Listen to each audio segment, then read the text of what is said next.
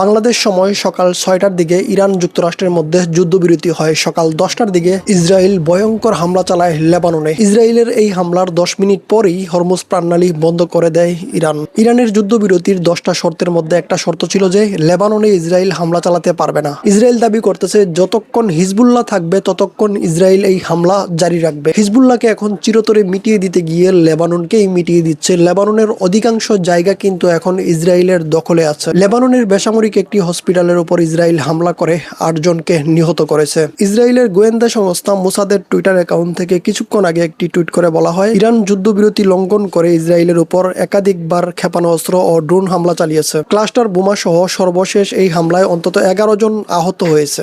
নিহত হয়নি কেউ, ১১ জন আহত হয়েছে ইরানের হামলায়। অথচ পুরো বিশ্বের ইন্টারন্যাশনাল নিউজ মাধ্যম দাবি করতেছে যে এই সিজফায়ার প্রথমে ইসরায়েল ভঙ্গ করেছে। ফ্রান্সের প্রেসিডেন্ট এসে বলতেছে ইসরায়েলকে যে লেবাননের উপর হামলা বন্ধ করতে। ইসরায়েলের ডিফেন্স ফোর্স টুইটার অ্যাকাউন্ট থেকে কিছুক্ষণ আগে একটি পোস্ট করে বলা হয়, আমরা হিজবুল্লাহ সন্ত্রাসী সংগঠনের উপর হামলা অব্যাহত রাখব এবং প্রতিটি অভিযানিক সুযোগ কাজে লাগাবো। আমরা উত্তর ইসরায়েলের বাসিন্দাদের নিরাপত্তার সঙ্গে কোনো আপোষ করব না।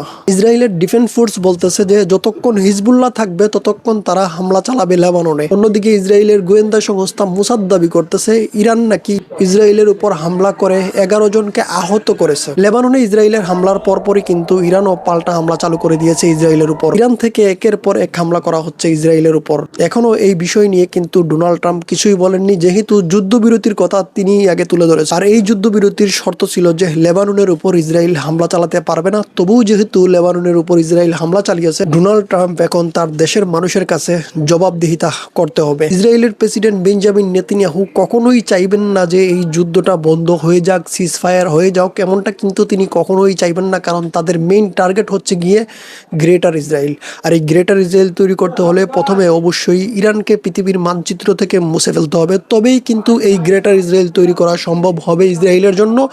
নয়তো ইসরায়েল কখনো গ্রেটার ইসরায়েল তৈরি করতে পারবে না যতদিন ইরান বেঁচে থাকবে। মিডল ইস্টের সবচেয়ে বড় দুই শক্তিশালী দেশ হচ্ছে গিয়ে ইরান আর ইসরায়েল। ইসরায়েলের জন্য এখন সবচেয়ে বড় বাধা হচ্ছে গিয়ে ইরান। ইরান যতদিন বেঁচে থাকবে ততদিন ইসরায়েল গ্রেটার ইসরায়েলের স্বপ্ন কখনো দেখতে পারবে না। আর এই গ্রেটার ইসরায়েলের অংশ হিসেবে কিন্তু এখন ওই সকল দেশ পড়ে যেই সকল দেশ এখন ইরানের বিরোধিতা করতেছে। তারা মনে করতেছে যে ইসরায়েল হচ্ছে গিয়ে তাদের সবচেয়ে বড় বন্ধু। অথচ ইসরায়েলের যে নতুন গ্রেটার ইসরায়েলের ম্যাপ রয়েছে সেই ম্যাপে কিন্তু তাদের দেশের অংশও আসে। আল্লাহ না করুক যে ইরানের উপর এমন কোনো বিপদ যেন ভবিষ্যতে না আসে। যদি ইরানের উপর এমন কোনো বিপদ চলেই আসে তাহলে বুঝে নেবেন যে মিডল ইস্টের যে মুসলিম দেশ আছে এগুলো ইসরায়েলের দখলে এমনিতেই চলে যাবে, যুদ্ধ ছাড়া। ইসরায়েল তাদের সাথে যুদ্ধ করতে হবে না, শুধু মুখে বলবে যে এই জায়গাটুকু আমাকে দিয়ে দাও, দিয়ে দিতে বাধ্য হবে।